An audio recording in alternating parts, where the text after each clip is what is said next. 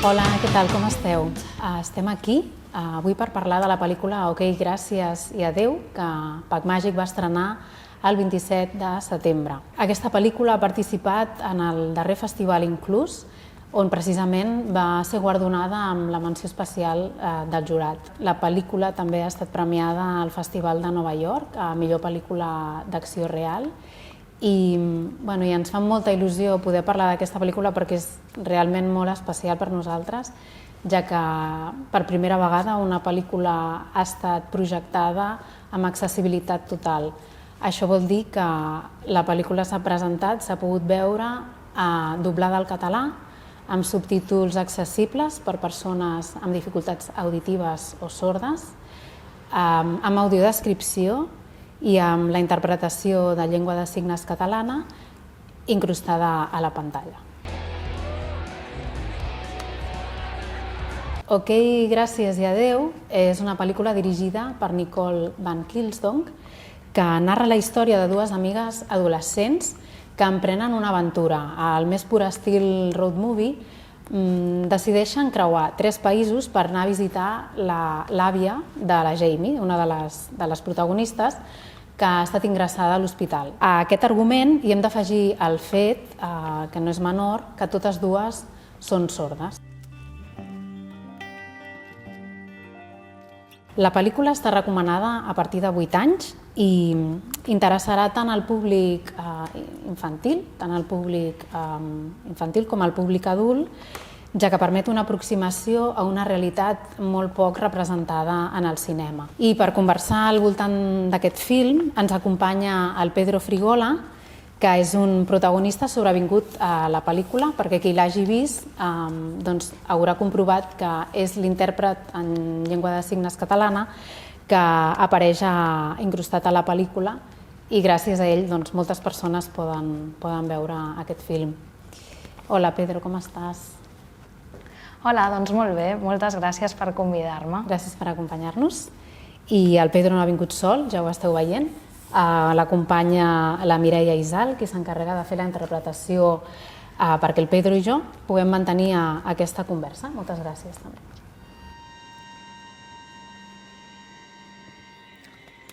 La primera pregunta seria com va ser per tu fer la interpretació en llengua de signes de la pel·lícula? Hem de dir abans que ets la primera persona sorda que ho fa i això ens ha sorprès molt. Sí, doncs bé, l'experiència ha sigut fantàstica perquè era la primera vegada que es feia i em sento orgullós d'això.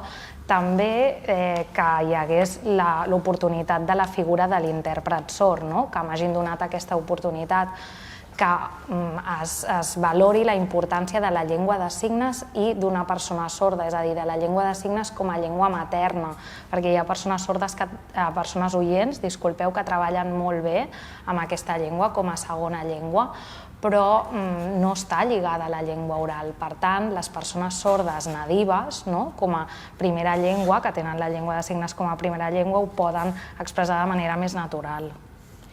Ens pots explicar una manera que ho puguem entendre en què ha consistit la teva feina concretament? Com ha estat el procés?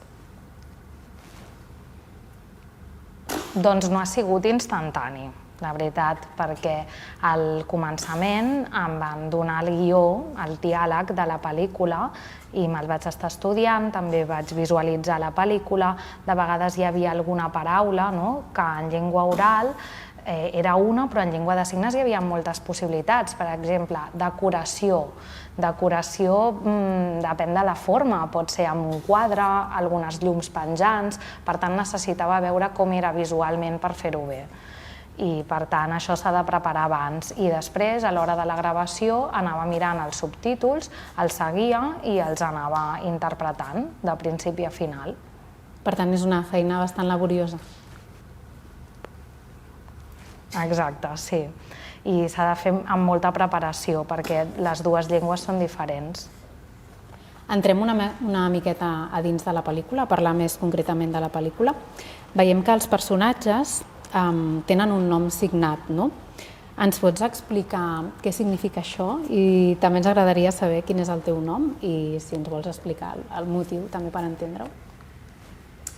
Sí, doncs les persones sordes de la pel·lícula o que utilitzen la llengua de signes tenen un signom perquè hi ha el seu nom com s'escriu en llengua oral, com el meu, Pedro, però en comptes d'anar fent-ho lletra per lletra, que això no ens identifica, ho fem perquè per tant nosaltres no sentim i això no ens identifica, ho fem amb un signom. El meu és aquest, Pedro.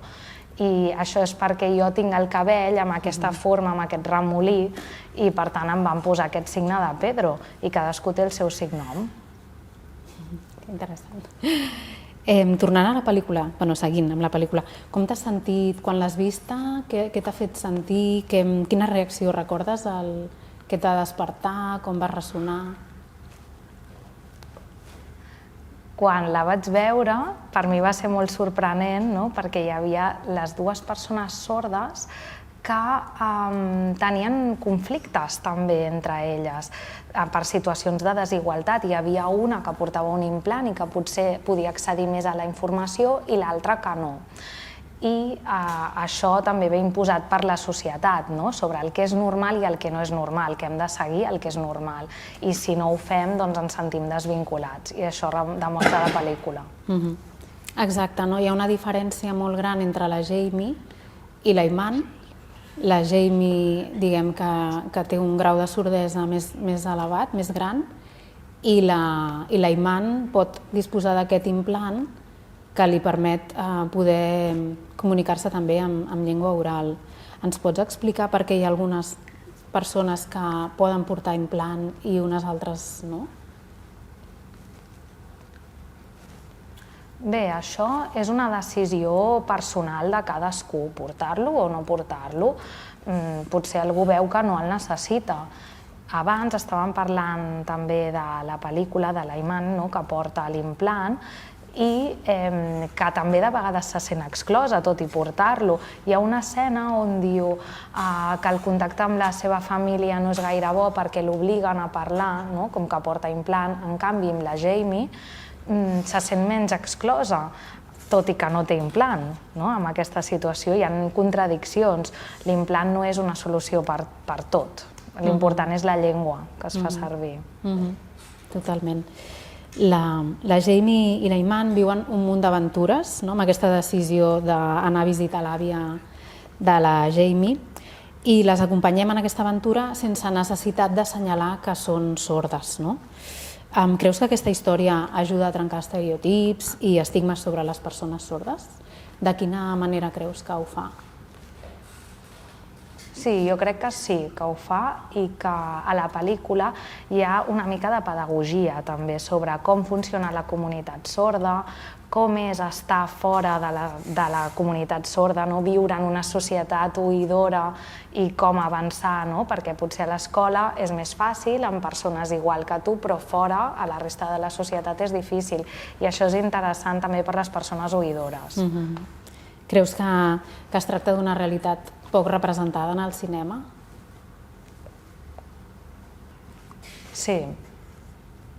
Clar, jo soc sorda de naixement i quan anava al cinema no hi havia gaires oportunitats. Potser hi havia algun cinema que posava subtítols, però no eren subtítols per persones sordes. Era versió original subtitulada en espanyol, Voce, que es diu, i per tant aprofitàvem per anar a veure aquestes pel·lícules, però no eren subtítols fets per persones sordes. I hi ha algunes pel·lícules que sí que t'indiquen els sons de la porta, del telèfon, però n'hi ha d'altres que no, i aleshores passa alguna cosa que et sorprèn.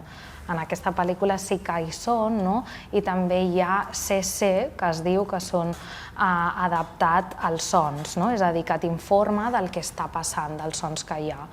I, a més, també hi ha persones que utilitzen la llengua de signes com a llengua materna, i veure una pel·lícula amb llengua de signes està molt bé, no? Per què ha de ser tot exclusivament amb llengua oral? I així també podem triar aquesta pel·lícula o, gràcies a Déu, veure-la amb subtítols, que està molt bé, veure-la amb interpretació, o sigui, es donen totes les opcions per veure-la. Està molt bé que ho destaquis, perquè igual no hi ha el coneixement d'aquesta diferenciació entre els subtítols, diguem, aquests subtítols blancs que veiem en general, que podem veure a moltes sèries, no? Potser per això també la teva preferència és veure sèries i en canvi els subtítols accessibles hi ha aquesta distinció de color dels personatges i a més s'indiquen els sons, els sorolls que són importants en la narrativa de la pel·lícula. A cegues. A cegues? Vaig tenir una cita. Es deia Flint. Oh! Li suava la samarreta. Hola. Guai! Oh, torna-hi. Flint.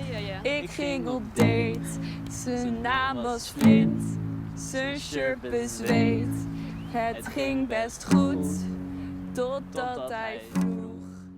És a dir, que la pel·lícula no és que només parli d'un tema en concret, no? Sinó que la manera com ho fa ens ajuda a entendre encara millor la percepció d'una persona sorda. I crec que està molt bé posar-ho en valor perquè ens ajuda a empatitzar encara més, no? amb el col·lectiu sord.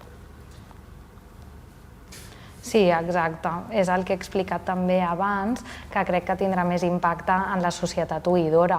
Perquè, clar, jo he nascut sord i he vist dins la comunitat sorda i sé quins impediments em trobo. En canvi, amb una persona oïdora, doncs això no ho sap. Completament. Et volia preguntar una mica per la personalitat de les dues protagonistes. Aquesta diferència, que no sé si creus que pot tenir a veure també amb la... És a dir, la Jamie, no? Té aquest grau de sordesa més gran, no? I la Iman té certa autonomia per poder comunicar-se amb les persones oïdores, no?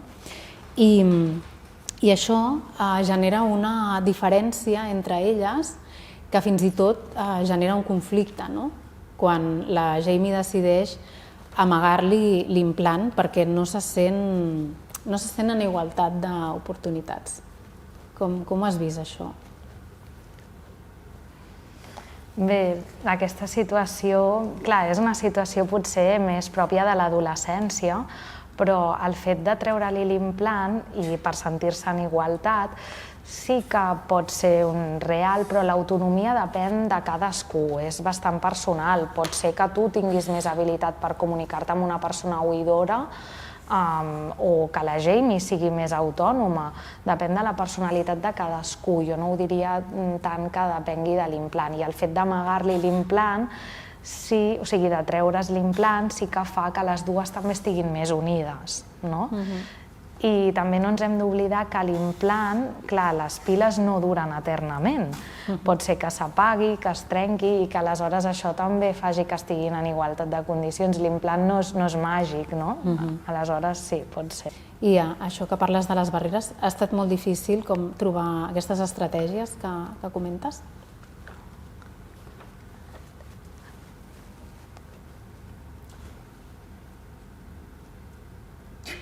Sí i no. Ha estat difícil sí o no. Sí i no, depèn de la persona amb qui m'he trobat, no? Si hi ha hagut bona connexió amb la persona o no. Sí que he tingut experiències on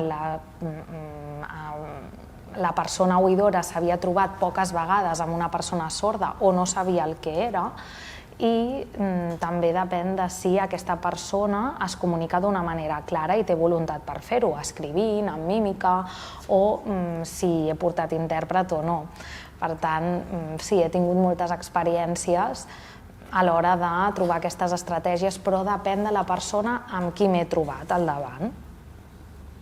Creus que en general les persones oïdores tenim una mirada condescendent envers les persones sordes o amb dificultats auditives, que menystenim la capacitat d'autonomia? I per què creus que passa? Jo crec que sí, i que veuen, o sigui, que tenen molts prejudicis, que no veuen la persona, no veuen el Pedro quan em miren, veuen que sóc sord. És com una segona capa el fet de ser el Pedro. Primer veuen la persona sorda. A la pel·lícula també la Jamie té més vergonya i no sabem si amb una persona sorda es comportaria igual o no, perquè pot ser que la seva personalitat sigui ja vergonyosa o pot ser que ho sigui perquè es troba amb una persona oïdora, no? A mi també em passa, pot ser que la persona oïdora pensi ui, el Pedro és molt callat, és molt tímid, però que jo no ho soc, perquè amb els sords doncs jo tingui la meva personalitat. Per tant, degut a aquest problema de comunicació, tinc una personalitat o una altra segons qui em miri, no? I jo crec que les persones oïdores veuen primer que sóc sord, no veuen que sóc el Pedro. La Iman, precisament, es manifesta molt contenta, no?, de viure en el col·legi, en aquest internat, envoltada de persones sordes, no?, perquè no s'ha d'esforçar per escoltar tot el dia i es pot comunicar amb llengua de signes, no?, com havies comentat abans. Ella mateixa diu, no he de comportar-me com si fos oient. I el que ens vol dir és que per ella és un esforç extra, no?, l'ús de l'implant, i que més aviat ho fa per la seva família. Creus que en molts casos passa una cosa semblant? Sí, jo crec que sí que quasi totes les situacions són així, que la majoria de persones s'adapten a la societat i això implica un esforç. És a dir, que el fet que es comporten de manera diferent. Per què? Perquè s'han d'adaptar a la societat. En canvi, a l'internat, la Iman és la Iman, és ella. No cal que faci veure que és una altra persona. Per cert, volia apuntar que aquest és el primer treball cinematogràfic de les dues actrius protagonistes, que és el seu debut en el món del cinema. No sabem si faran carrera en això de fer pel·lícules, i que totes les persones sordes que surten a la pel·lícula ho són a la vida real. El rodatge, llegíem en alguna entrevista amb la directora, es va fer acompanyat de moltes persones que podien signar i fer la interpretació per les persones sordes, no?, i que el personal tècnic tingués una bona comunicació amb els actors i les actrius. Volia recordar-ho, no?, com em sembla important. Sí que ho és, perquè que l'entorn et doni tota la informació al màxim possible, perquè si hi ha sorolls o si hi ha estímuls, que tu no estiguis allà sense saber el que passa i que es comenci a gravar directament. Per tant, hi ha d'haver un intèrpret que et doni aquesta informació per saber què està passant a l'entorn. Penso que això és molt important, els estímuls de l'entorn. Hi ha un moment a la pel·lícula en què veiem unes seqüències que passen en un concert de música i observem com tant la Jamie com la Iman poden gaudir de la vibració de la música, poden integrar-se perfectament en el que està passant en aquell espai del concert. I en el teu cas, és fàcil per tu poder gaudir de la cultura i d'accedir al cinema, concerts, al teatre? Doncs no és fàcil l'accés a la cultura perquè hi ha poques adaptacions. Ara sí que és veritat que hi ha un esforç per fer el teatre més accessible amb intèrprets, però l'intèrpret de vegades es veu com un recolzament, que està en un costat. I a mi m'agradaria que fos com un doblatge, com quan he fet aquesta pel·lícula, que l'intèrpret també tingués més moviments com si fos l'actor. Als concerts sí que s'hi posa intèrpret, de vegades hi ha persones sordes que els agrada gaudir de la música, de la vibració. Doncs, per exemple, si hi ha sons que són més suaus, com un violí, això no es percep tant, però si hi ha música que vibra més, doncs sí que agrada més a les persones sordes. Jo crec que ara s'està fent un esforç per augmentar aquesta accessibilitat, però encara queda camí.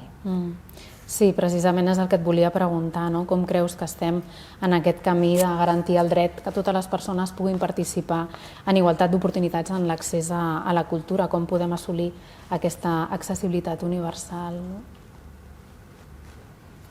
Doncs clar, amb la figura de les persones sordes, penso, com he fet jo en aquest cas, que es vegi que les persones sordes, com hem explicat abans, amb un nivell de llengua de signes com a L1, com a llengua materna, doncs puguin formar part d'això i estiguin visibles.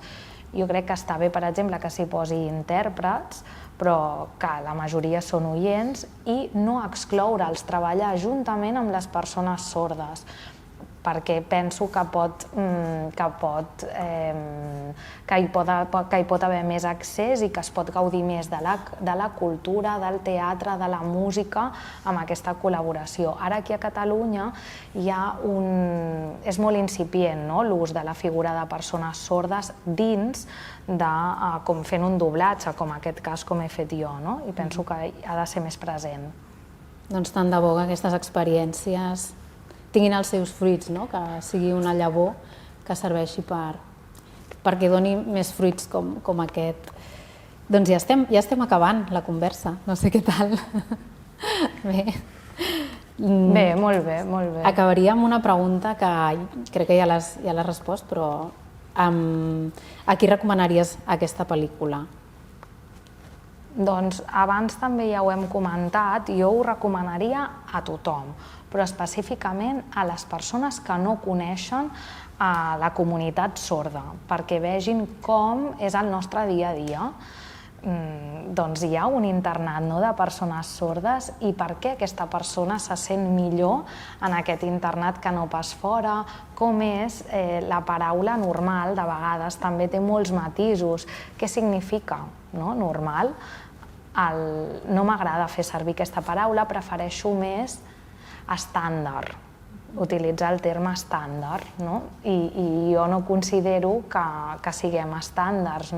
Per tant, la societat crec que cal que vegi aquesta pel·lícula per veure com és el nostre dia a dia. Moltes gràcies amb aquesta recomanació. Donem per tancada aquesta conversa. Moltes gràcies, Pedro. Moltes gràcies, Mireia. Fins a la propera. Gràcies.